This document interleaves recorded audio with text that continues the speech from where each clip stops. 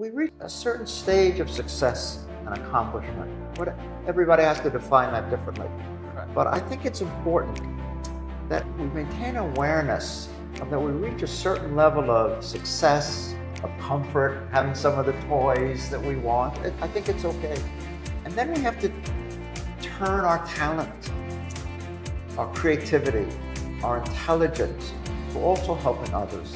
And I think good business people that are not poisoned by greed, many turn to using their expertise, their awareness, their capabilities to any assortment of simply put helping others, whether it's the environment, whether it's better manufacturing, whether it's kids, and there are many different ways, but to make it a better world.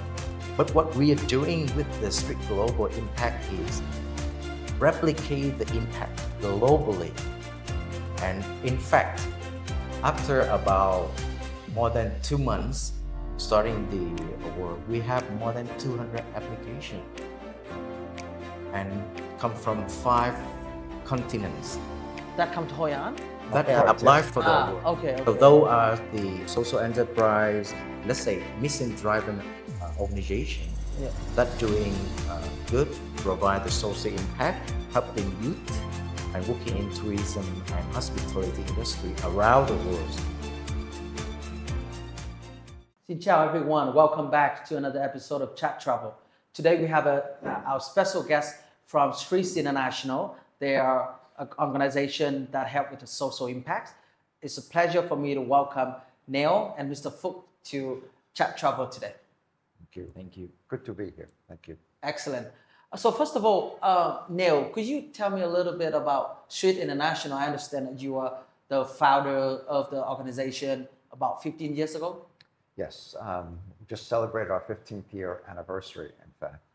And so we started Streets 15 years ago in Hoi An, which is still our main base of operations, with the idea of being a social enterprise that combined both elements of the business sector and the not-for-profit sector, focused on helping disadvantaged youth in Vietnam, particularly in tourism and travel. Okay, so I'm particularly interested to understand why Hoi An and why Vietnam, you know?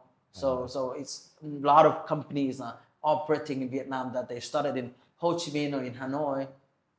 Why did you choose Hoi An? Well, when we were first thinking about starting Streets, and certainly we knew the focus was going to be on hospitality and tourism, and that it was about training and educating poor youth how to work in that industry, and that apprenticing and having our own sites for apprenticing, our own enterprises, was very important to the success and the type of organization we were building. That meant we needed tourists.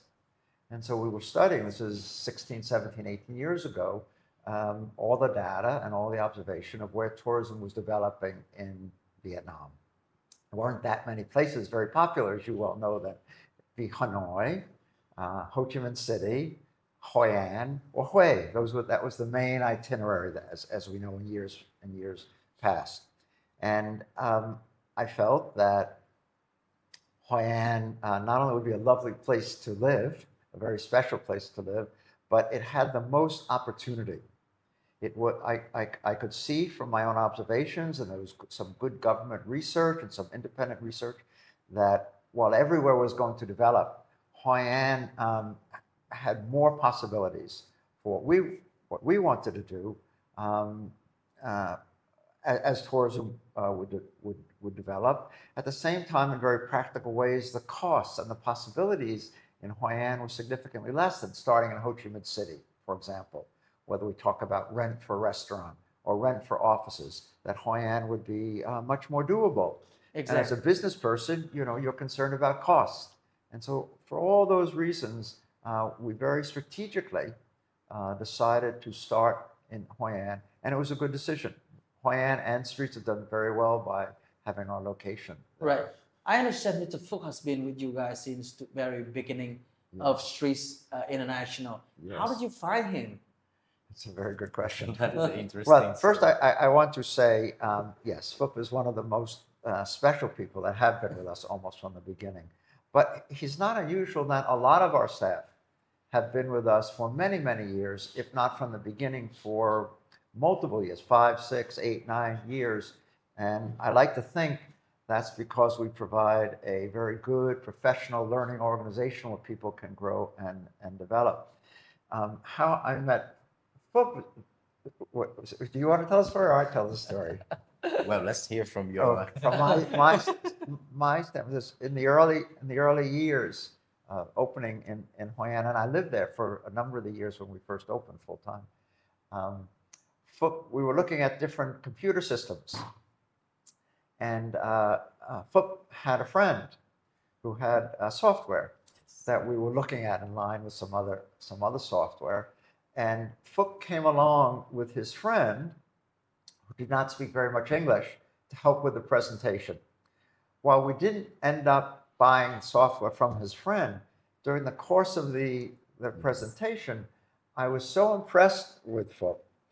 Not just that his English was so excellent, but his style of communicating, the understanding of our questions. And I thought, this is the kind of person that would be great for working with. And I said to Phuc, he was then working at in hospitality at a hotel. He had a very good position, and I handed him my card at the end, like in a movie. And I said, if you ever need a job, please get in touch. I'd love to talk to you.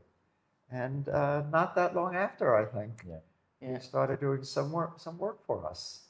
Excellent. And Mr. Phuc, what do you have to say about that decision that you want to join Neal in the special project? Yeah, I think so. As Neal mentioned, I actually got in touch with him after that moment, and at that time there was a need of a trainer.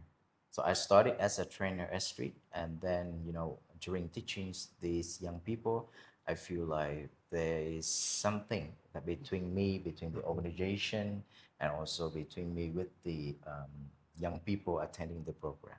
I feel so connected. And I never forget the moment they came to me and say, hey, you have a full-time job. So that's when I started. And since then, I have been working closely with Neal and together with the team, Street team, internationally, and also Hoi An-based team closely. And together we learn, we grow, we develop, and bring Street to the best as it can. Right. So as I understand, Streets International has many offices or many locations in the U.S. as well. Started in the U.S., correct? We started in the U.S. So our board of directors and our principal fundraising and things like that all sit in the U.S.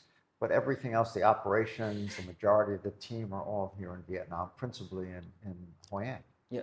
And your job is to find the people that they need, especially the youth that they need, and give them the right amount of the fundamental trainings so they can be able to work in the hospitality industry. Well, my job is to draw the picture, and then to find other good people like Mr. Phuc, who know how to then execute the picture. But the mission of Streets is to serve the very poor, disadvantaged, out of school, living in an orphanage, trafficked and rescued, ethnic minority, alienated young people in Vietnam who don't have many possibilities. And then to, as we have been doing for many years now, provide a comprehensive program of a residential program, because all the youth that come to our program live in our supervised housing, educational program, if you will, that teaches hospitality skills, culinary skills, English language skills, and a broad range of life skills to prepare them to start their careers, mostly in 4- and 5-star hotels throughout Vietnam. And we've made a lot of mistakes, and we've learned as we've gone, but I think we've gotten quite good at that, and have a quite good record here with our graduates. Yeah, I read on the internet that you have 69% of the people that got jobs immediately after graduation. No, better than that. Maybe you can give them. We just studied this last year to make sure we really knew what we were saying was accurate. Currently, among 500 young people that we help, 96% of them securing job. Oh, 96%. Sorry, So that's, I must and that's not, I want to just emphasize, because that's almost unheard of among other organizations who do any kind of this work. And frankly, I was delighted and a little bit surprised when we studied it to find out we were doing that well. So over the, not just the most recent class, but going back to 15 years ago, our class one, as Phuc just said, approximately 500 youth that have graduated, 96% of them. From are almost still everybody. employed. Almost everybody. Yeah. And principally still at 4 and 5 star hotels, although they've varied.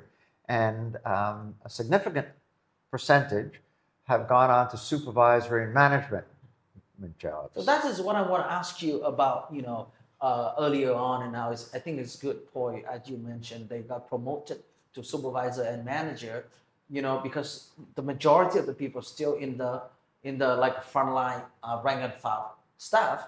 The question here is, how do you assess, between vocational training and academic training? If they have the opportunity to go on academic training, it would help them to advance their future's career rather than just doing rank and file. What do you think about giving, like let's say 100 people, like 90% of them will be rank and file, like learn vocational, but how about 10% that the most qualified people we can send them for academic training? What do you think? Well, I understand it's a challenge that education faces all over the world, about academic university education versus more practical vocational training. I'm not sure that I'm the biggest expert to answer it, but I can tell you what I think. For one thing, I don't think that, as using your example, that the 10% that get to go to universities are necessarily the 10% that are the smartest or the most deserving or the most suitable. Right. I think oftentimes the 10% are the luckiest. Right. Oftentimes the 10% are smart too, for sure, but are lucky enough to have a family that can, or another organization or sponsors that can afford it. I think a lot has to do with economics. So I think the youth that come to our program I don't have any difficulty envisioning they could do great at universities had they been able to have really good secondary education and then the resources to go on. I think the fact that they do so well in our, you could call it vocational, doesn't reflect a lack of ability to do the other. I think it reflects that we see their possibilities, right? And regardless of academic or vocational, they do very well. And as you know, even universities, I sit on some boards of universities in the U.S. Universities in the U.S. are really struggling with students now that don't want to go to universities because they want a more cost-effective, some would say, shorter vocational education. It's a very, very good question, but it's a difficult one to answer. I think you were going to say something. Yeah, I think regarding to our trainee, they take that into like they understand that means they also need to work and study much harder in order to achieve. And that is also built up to our approach working with these people. So your training program is focusing on F&B, front office, housekeeping, I guess? No, we're really focused on hospitality and culinary. So our curriculums, which we develop with colleagues, primarily in the US, but also here in Vietnam, are the same, similar curriculums if you went to a culinary or hospitality school or training program in London or Melbourne or New York. We pretty much have the same content, the same program. So it's all the things that you know of as front of house or back of house, chefing, cooking, serving, bartending, barista. All of that is part of our curriculum. We've often been asked to do more, to train for front desk work, or for housekeeping work, or even supervisor and stuff. And it's a fair question. Only my philosophy has always been to, we say, stick to your knitting. Stick to what you really know how to do and that you do really well, and stay focused on that. And when you study businesses around the world, not just in Vietnam, that spread themselves out too far, they say, oh, we could do that, their success is much more uneven. And I Right. think we've done very well because our philosophy, our material, our structure, our team stays really focused on the stuff that we really know how to do well. And that's what we do. And would you think because of that is culinary is more accessible, is it's easier to be taught, to kids or to the people that has limited in terms of advancing to like if they work with kitchen that'd be easier if they work with the computers. Would you think so, or just because of that, you are doing the best in culinary? You want to take a shot at that, or Yeah, I think working in hospitality and culinary industry, I don't think it's easy. The fact that the trainee have to follow exactly what they have been learning, focusing on their shift, focusing on the recipe, it is not easy. Right. Yeah. yeah, I don't think there's. I would also use the word easy necessarily. I don't think being a great chef is any easier than being a great computer programmer. It's just different skill sets, right? Yes, It's a exactly. different orientation. Again, I think it's more because one, F&B makes up 40 to 60% of revenue in hospitality around the world. Correct. So we know that's an important part of hospitality. It's also an important area if you study hospitality in Vietnam and around the world, where so many managers and GMs, top GMs around the world, have not necessarily all been to hospitality universities. Many of them will tell you they started out washing dishes. Right. I started out as a busboy, we call a busser. And many people will tell you, for me, that's one of the really positive, exciting things about F&B, that people don't necessarily have to have had a great educational background. Yeah. Or the family on certain Does not businesses. have to be. Yes. And yes, there's some of that too, and that's fine as well, certainly. But if you didn't have the benefit of that, if you didn't have the luck of that, if you apply yourself, if you work hard, you still have all the possibilities for the future. And that's a lot of the reason why we stick to hospitality, in particular to F&B. That's awesome.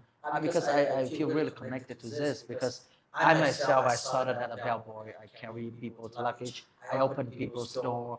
And then I didn't quit. I just keep doing that until I got successful, like where I am today. So I think that if you do, what you do isn't important. It's how you do it. That's matter.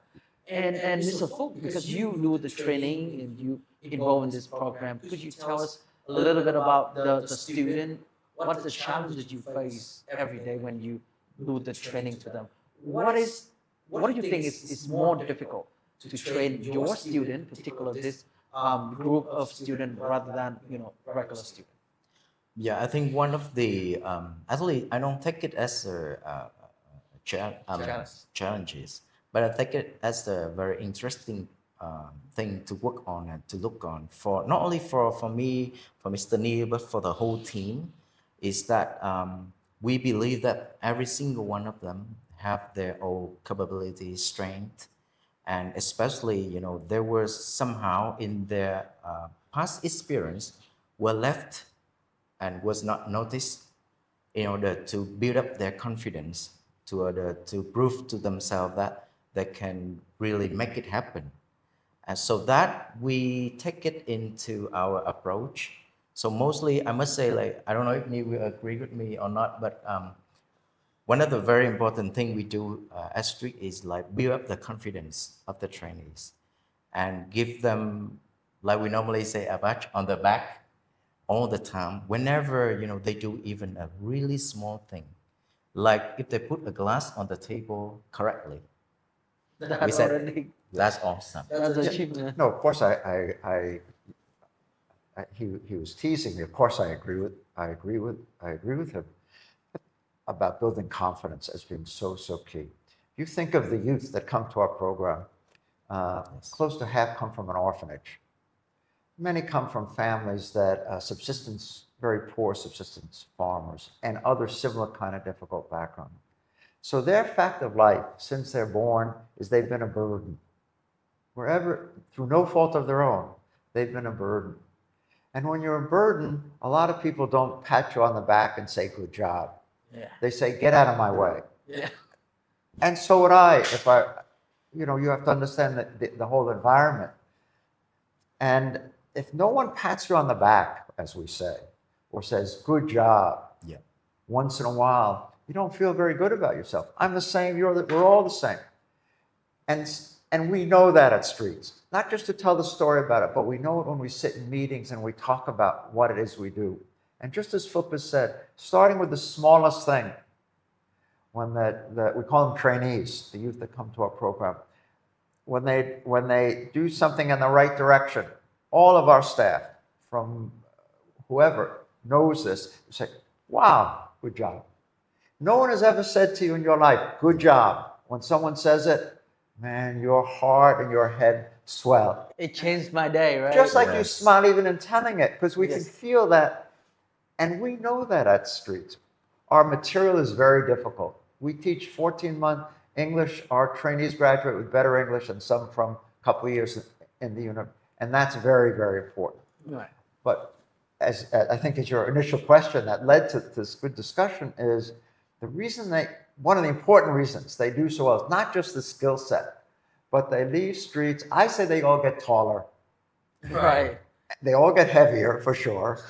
And they get that confidence, all of them, because we know just how important. I'm going to do it just to show, but that it is to me too. But I've been fortunate enough to have it most of my life. But if you've never had it and you're 17 or 18 or 19 years old, and suddenly you're in an environment, difficult environment, not easy.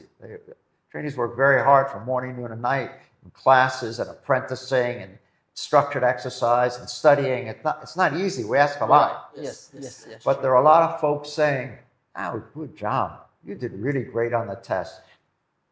We know that with our own children. We know that in our own experience, just how important that is. Yes. And we're good at that. The team is really good. Yeah, just to add to what Neil just mentioned, one of our focus is also the youth that is out of school, right? And They when drop out of school. right, and when Yes. we look back at those and we understand why they was out of the school because they didn't study well.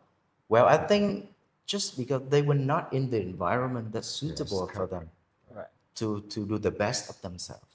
Like imagine, we through our interview, in many cases we met their parents, even the referral resources recommend the youth to us, right? But the comment behind their back was like, this boy or this girl couldn't do anything. Oh. But when they come to us, we transform them. We transform them. We empower them so that they were able to, one day we got the feedback from the organization. Wow, we really curious. How did you make it happen? What did you do so that this young man or woman can do that? And that gave us the answer of everything, the way how we do it, the approach. That is very inspiring. So that's our pat on the back too. Yes. That inspires and motivates It's us. very want to ask you guys, Mr. Phuc and Neal as well. 15 years ago in 2009, 2010, Vietnam was, I believe, that was still very poor. In 2009, I was poor in 2009. We had nothing. Right now we drive car. I don't even want to drive car anymore. But in 2009, the society, the tourists, in 2009, 2010, we had 6 million international tourists. Today, just in the past 6 months, we have 10.5 million tourists, international tourists in Vietnam. The Vietnamese society back in the day was much poorer. We had somewhere around 5 to 6% poverty rates in Vietnam. But now today we have 1.93% of poverty rates, including children. So how has Vietnam back in the day, in 2009 when you come, transforms to today? And what do you think that your students has also transformed? That those that entered the classes in 2009 and those who enter classes 2025. What's the difference between amongst the kids? Well, I remember Vietnam 15 and more years ago. I have, as I've said before, because we all have memory images in our brains, and I remember my first few years, of course, always starting in Ho Chi Minh City, which still then had District 1. I know we don't have it anymore, but we had District 1. And strolling, and it was a little bit dangerous, on Nguyen Hue. Yeah. And the streets there were a lot of poor kids begging. And in fact, that was part of the seeds that started Streets for me, was the youth that were begging, not for money, but for a milk. Milk. They were so thirsty and malnourished. So that certainly changed a lot. But that planted the seed. I knew I wanted to do something about that from the very beginning. That was a little bit what planted the seed for Streets. What's changed first of all, there's still a lot of poverty. I think we have the indicator changes. What is poverty? The definition changes. I think in Vietnam and every country around the world, of course, we have to look at who's reporting and what's their objective in reporting the number. Certainly, it's gotten much better in Vietnam. That's obvious.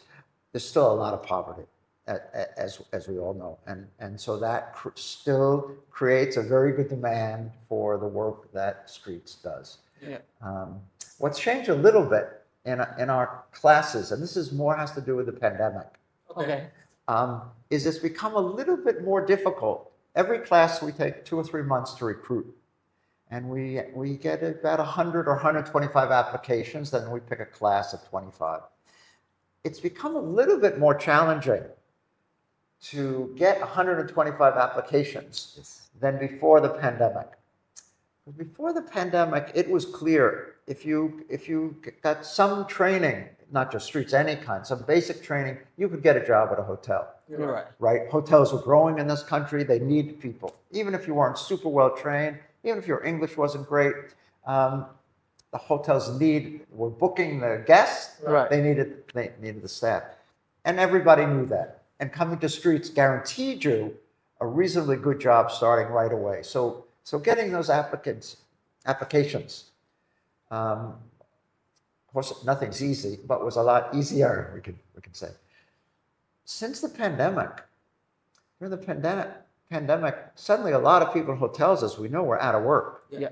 Many hotels all over the world, but certainly in Vietnam in the second year of the pandemic, closed, and people were out of work. They were laid off, or they were working So that has a lingering effect now when we go to recruit, because some families, some organizations will raise the issue, well, how do we know that's not going to happen again, that I'm going to have a job forever, right? I think you can say that that's an experience you run into when they're out recruiting. Yeah. So like you mentioned, post-COVID time was a bit more challenging for us, especially when like most of the people in the hospitality industry, they lost their job.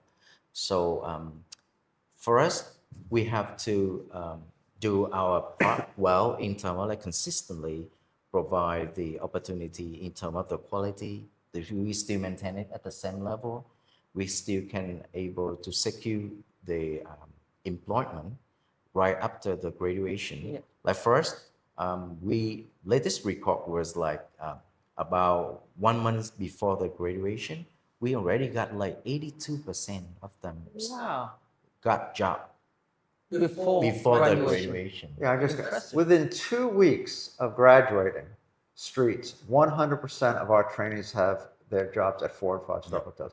Class after class after class. Yes. The major hotels, some of whom are very close partners, come to us way before the class graduates and say, we've had hotels, I don't want to mention any names because we have so many that we partner with, 5-star hotels will come to us and say, can we hire your entire class? Yeah. Of course, it's up to the trainees to pick. Right. But after COVID, now, it's been 3 years since COVID ended. How has it changed? Well, first of all, I think even with the added challenges, we're able to tell the story Yes. and change their point of view. And part of the reason a little bit more than a year ago we did the survey is I wanted to be sure, we Yes. wanted to be sure, are they really doing that well? Or should we change? And we found out 96% was still working largely post-pandemic in hospitality. Right. 58, almost 60% were in Yeah. managerial and leadership Wow. jobs. Wow. So it gave us also, not just Phuc and Neal, but our entire team, the added confidence Yeah. to post-pandemic. We were all worn down by the pandemic. That in fact we were needed. We were still doing a good job. There was still lots of opportunities for the youth that came to our program. So I think there's some lingering sense, but not like there was in the first couple of years after the pandemic.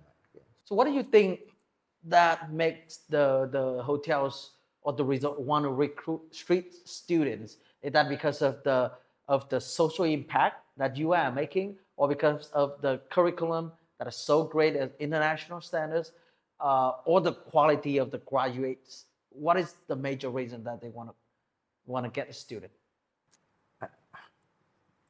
You know, interviewers always want good, to the point answers, but sometimes life isn't like that. I think it's all of those things. Yeah. Right. I think it's really all of those things. Our curriculum is excellent. Our English language training is excellent. Our life skills, a broad program of many, many different important skills is really good. As we talked about before, our trainees, our alum, are confident. And because we do a very structured apprenticing, they know how to interact. They're still learning. I'm still learning too, but they're learning how to look a camera in the eye, look a guest in the eye, and say, thank you. Right. All around confidence. And we're good at that. We're good at that. And the hotels, I think all of those reasons, right?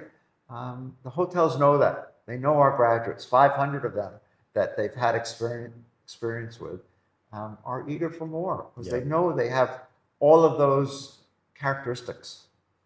And they know they can trust. Yep. Yes. Yes. They know, Yeah. sure, they know they could trust. They've spent 14 months with us in the program, so we know them very well. We've helped them to develop in all these very many ways. And before 14 months, we put 2 or 3 months into getting to know them, into recruiting them, and that all serves the purpose of the hotels at the graduation end, knowing all that's gone into them, and they continue to rightfully have confidence in our graduates. Right. So out of my curiosity, so the student that come to streets, do they live there, or they just go to class and they go back home and they stay there? Or? Yeah, so as a part of the comprehensive program that we are offering them, it's not only the training, but we provide like basic need throughout the 14 months with the purpose of them not to ever think about accommodation or what to eat, right? But how to survive during the 14 months. So as a part of that, we provide accommodation. We have 2 separate houses, one for male trainees and one for female trainees. And in the house, we have 24/7. In the house, we have a house parent who was fully supervised, helping, making sure the house is organized, clean, and especially trainees are safe. So the house parents stay with them throughout the day and the whole week. Yeah, and a part of that, we also provide 3 meals a day, where we ensure trainee got a nutritious meal. On another side, that is a very organized and structured activity, the same like everything we do at Street, so that trainees, they also learn to be able to taking care of themselves. In terms of they're gonna go to the market, they purchase food themselves, they cook for themselves, and they organize the cleaning among themselves. Through that, they also learn about teamwork. Right. Yeah. And besides, though, we also provide basic medical care, daily stable, like include everything from small thing like shampoo, toothpaste. Toothbrush, yeah. Yeah, so that they have to worry nothing except studying, growing, and developing. Yeah. And we also provide a small monthly allowance so that can Wow. during their free time, let's say, we also want to teach them the lesson of balancing their studying, Work and life. apprenticing, and their lives, so they can buy a sugar cane juice. Excellent. I just Excellent. want to echo, because it's an issue that I'm a parent, and many parents, I'm sure, in your audience as well.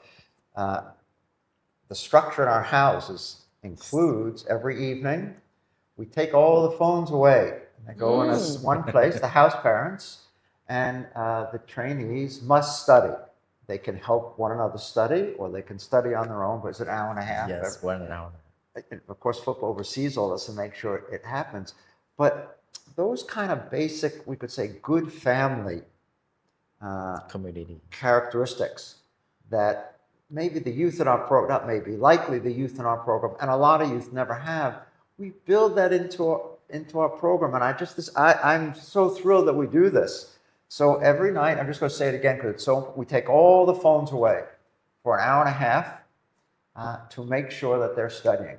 Right. There are university students in this town of Da Nang that aren't able to, I'm sure, to give up their phone for an hour and a half every night to study. So it's those kinds of things that have to do with our 15 years of development, the thoughtfulness of all the people that have developed the program and continue to manage the program, that I think speaks to how well the trainees end up doing. And it's not just that they do so well getting through the program, but they're learning that kind of self-discipline, Right. Yes. those kind of life skills that then serve them.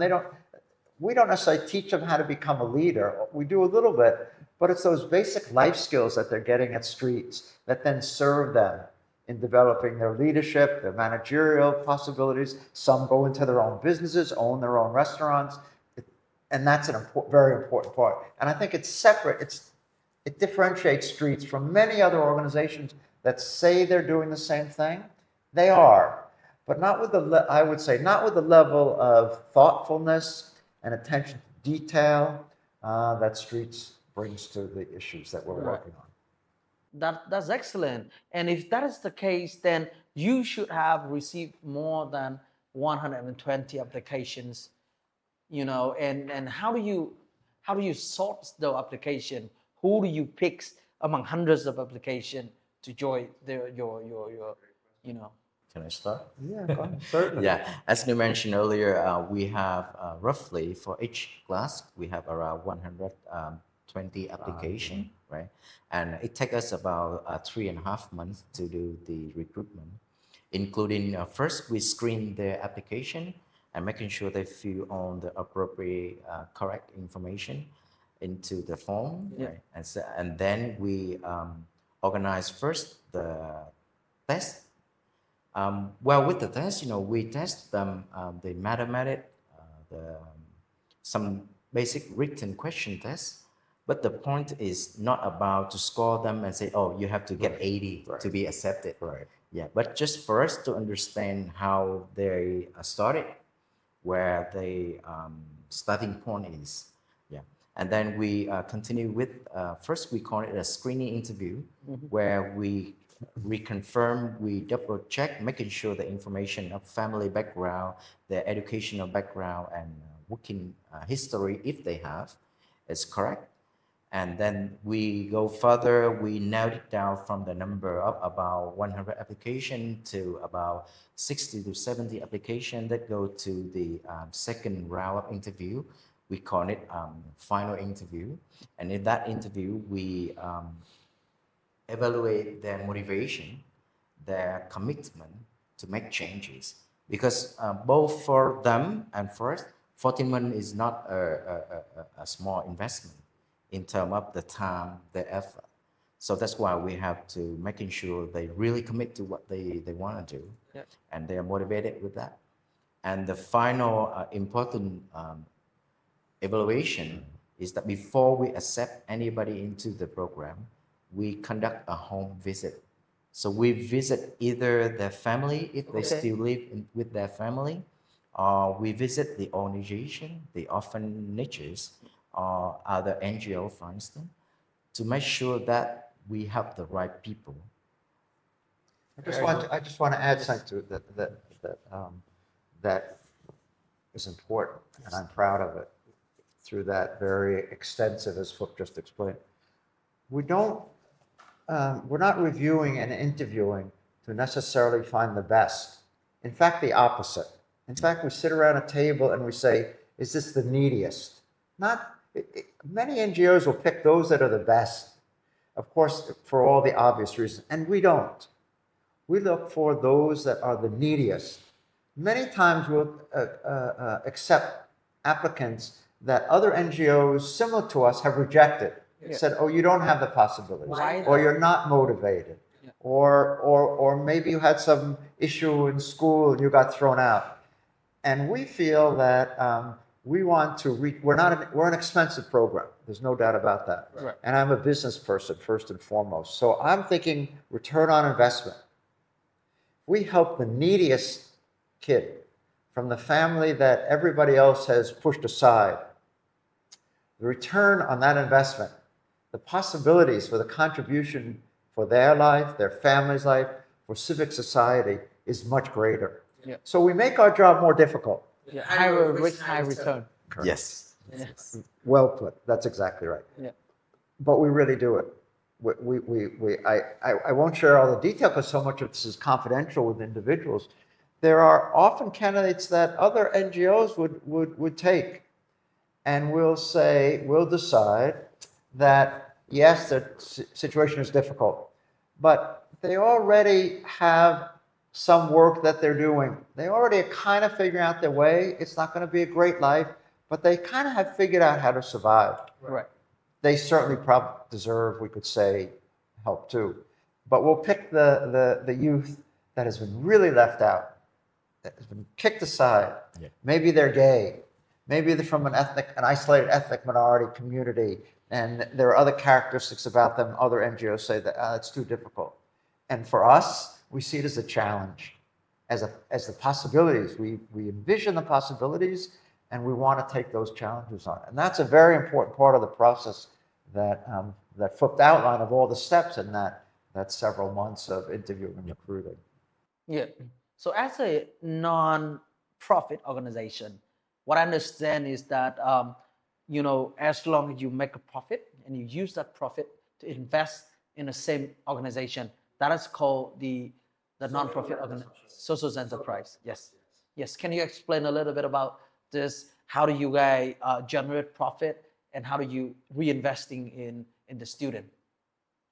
Yeah, so we are, as you say, a social enterprise, which could be many, many different things. But philosophically, first of all, a social enterprise is an organization that incorporates the rigors of business, business orientation, with the empathy and the caring and the concern for any number of social ills. Putting that together. It's not a classic NGO that just is focused on the things that NGOs do, and certainly it's not a business just focused on profits. So for example, at Streets, where we have several different eateries and tours and some very successful, you could say, hospitality businesses, first and foremost, those serve as a site of apprenticing for the trainees. And secondly, all of the profits from those organizations go back to pay the bills of Streets. Before the pandemic, we would more or less pay 75 to 85% of all of our bills, and we're not an inexpensive program, through the revenue, the profits generated through our eateries. Certainly since the pandemic, we're building back up like everybody in hospitality and tourism, step by step, and it's not quite at that level, but 100% of all of that goes back into the organization, and the rest we raise through traditional not-for-profit. We have some large sponsors.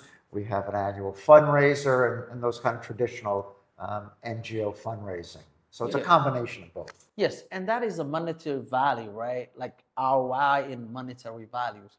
What are the non-monetary ROI that we are looking at? The non-monetary ROI, return on investment.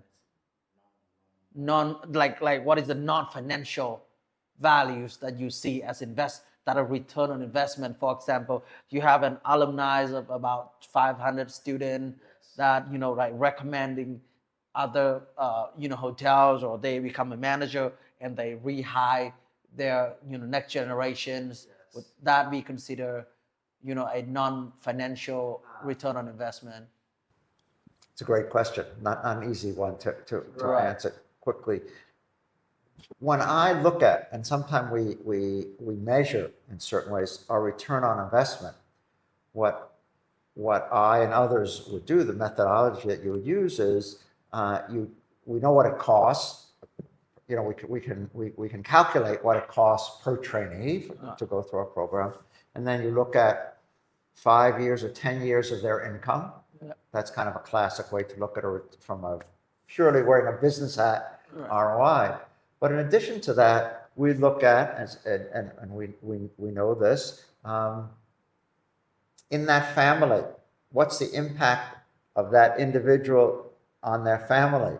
I can tell you about many grads who go to work at a hotel and they have a brother or younger sister who is unemployed or underemployed. And they're able to get them a job we have many examples. They get them a job. They maybe don't have the benefit of streets training or language, but there are a lot of jobs in housekeeping and landscaping and security. We have many, many examples where younger brothers and sisters have been helped by the graduate. We have many examples, our graduates, many of them have not been able to finish high school, not because they're not smart, but as you know, as we all know, either they need to go to work to help support the family, or for many reasons they're forced out of school, or they don't have the small money that it might take for school fees. Now we know their younger brothers and sisters are able to finish school because they're able to pay for it out of their salary. So all of those things go into really a full return on investment analysis of each trainee that graduates. It's the family, it's the siblings, it's what happens to their children then and their possibilities. So that ROI can get, we're proud of this. That ROI, although we're expensive, is quite big. Would make any business person very happy with that kind of investment.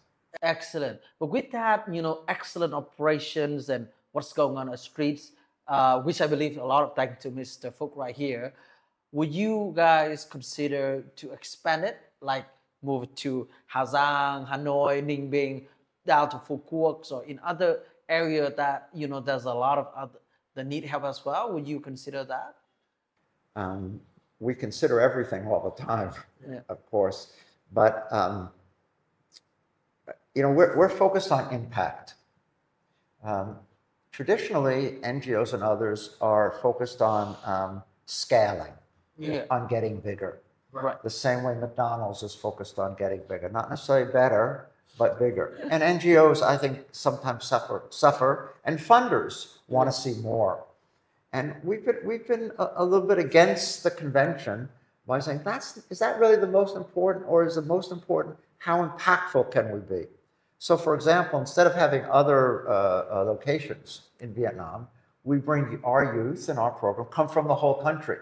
Part of that 2 or 3 months, or a little more than 3 months, that our staff, our team is traveling all over the country. We have youth that come from Lao Cai and come from the Mekong, and everywhere in between. Yes. I mean so rather than have it's kind of a university model. Don't put universities everywhere, one could say, but pool your resources and bring the students there, and we do the same. So like you do the less, but with a more impactful work, and make things more impactful by by not spending your resources everywhere. Yep.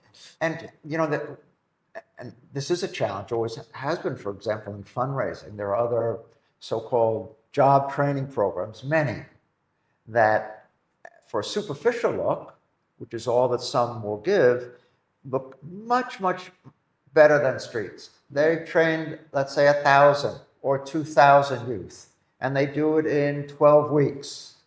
And we have funders, big funders, that come to us and say, well, if you could do this, we'd be happy to. And we've resisted that correctly all along. Because if you go back and study and look at many of those organizations, in 2 years or 3 years, those 2,000 youth, many of them are unemployed. Oh, yeah. Many of them are not really getting ahead in life. Many of them are not doing all the things that we've talked about that our graduates are able to do. So by focusing on impact, and it's a challenge because there's a mindset, you should get bigger, you should have more sites, you should scale this. I think we've been much more, and I think our numbers speak to that, we've been much more impactful by staying focused on what we know how to do and doing it really well. Of course, we think about impact and sustaining, and one of the new initiatives that we have started just now as we speak is we've started an international awards program for social enterprises and others working with youth and tourism all over the world. Right.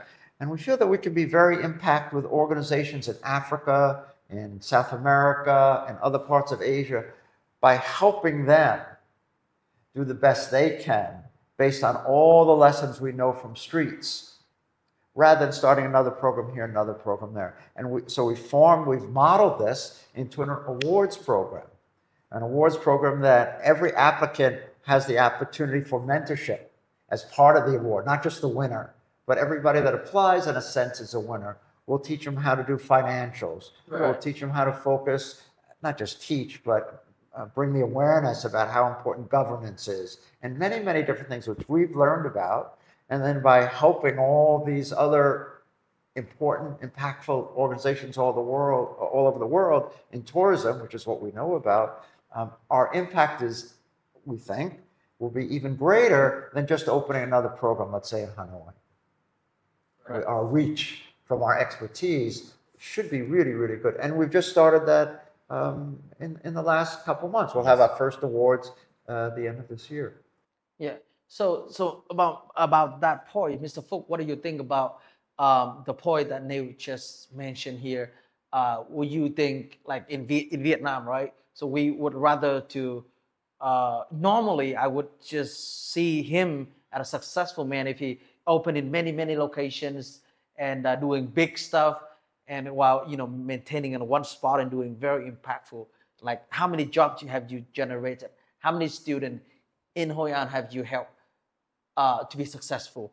What do you think about it? Would you rather to, if you have resources, would you expand to other city as well, or would you just agree with him to focus in Hoi An? He has to agree with me. That's not fair. I'll leave and you can finish the interview with him. He has to.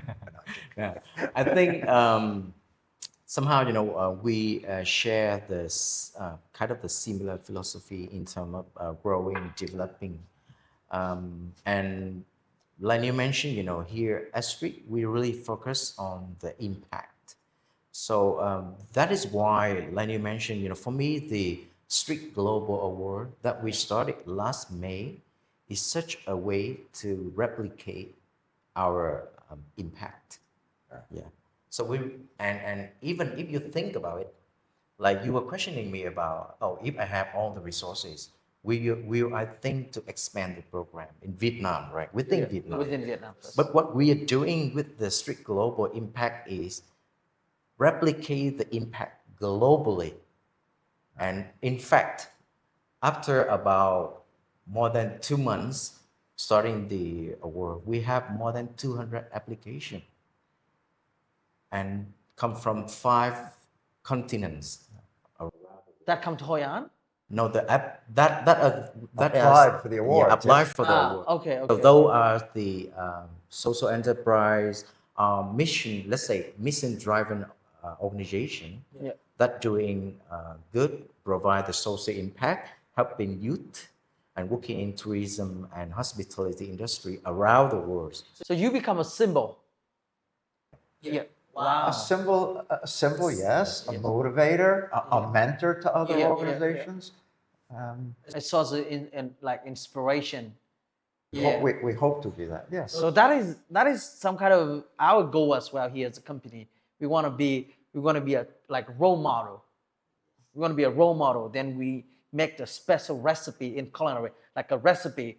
If you want to do this limousine business, for example, this is what you want to do to be successful. Then other company can just copy and do exact the same thing. Correct. Exactly. Right. Exactly right. Another question I want to ask both you guys, especially Neal, because I know you're businessman. So for businessmen like us, profit has to be the most fundamental aspect. And this is non-profit.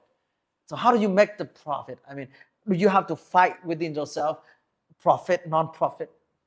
No, no, not no. It's a challenge, and maybe requires a little bit more thinking. Sometime I've been a very successful business person, but like many people, I also have a big heart, and I'm also concerned about what I see in the places I live, and in the children that I see. So no, it look, I think it has a little bit to do with the stage of life. When I started my businesses and my work, I've largely done consulting and hospitality all over the world. Yeah, I was really focused on being a successful business person, absolutely. But I think I wish more. There are a lot of people like me. I wish there were more. We reach a certain stage of success and accomplishment. Everybody has to define that differently. Right. But I think it's important that we maintain awareness of that we reach a certain level of success, of comfort, having some of the toys that we want. I think it's okay. And then we have to turn our talent, our creativity, our intelligence to also helping others. And I think good business people that are not poisoned by greed, that are not poisoned by greed. Many turn to using their expertise, their awareness, their capabilities to any assortment of simply put helping others, whether it's the environment, whether it's better manufacturing, whether it's kids. I mean, there are many different ways, but to make it a better world. Yeah. And I think that's compatible with being a good business person. Right. And then if you are really business person, you should be thinking that, if you help somebody, they will come back to help you another time.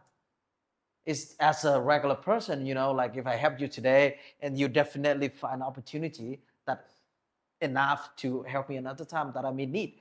Or as I usually say to the younger generations nowadays, is to pay it forward. If I help the person, I don't know how to say, I don't know, thank you. You had, I don't have the thing you need, so I can thank you. But then I say, okay, you go help somebody else. I'm going to give you two. I'm going to give you an example, and Phup's going to give you. Yes. We've talked a little bit about this. All the alum that go out and continue to do so well for streets pay us back in many ways. They pay us back. They pay me back. They pay our board back. They pay our team back in the sense of satisfaction that we've done something important and good in life. And that's a very big payback if we want to be serious for a moment. You can't put a number on that. In a practical way, when I have to talk to a funder or to a small group about foundations, those very successful alum and their stories and their successes, they pay back in the story I'm able to tell to continue to support streets. So many ways there's payback.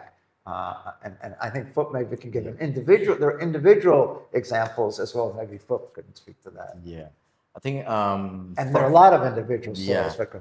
So among our many graduates who's already been successful and actually start owning their businesses, for instance. Their own restaurants. Yeah, particularly, especially in hospitality and restaurant businesses.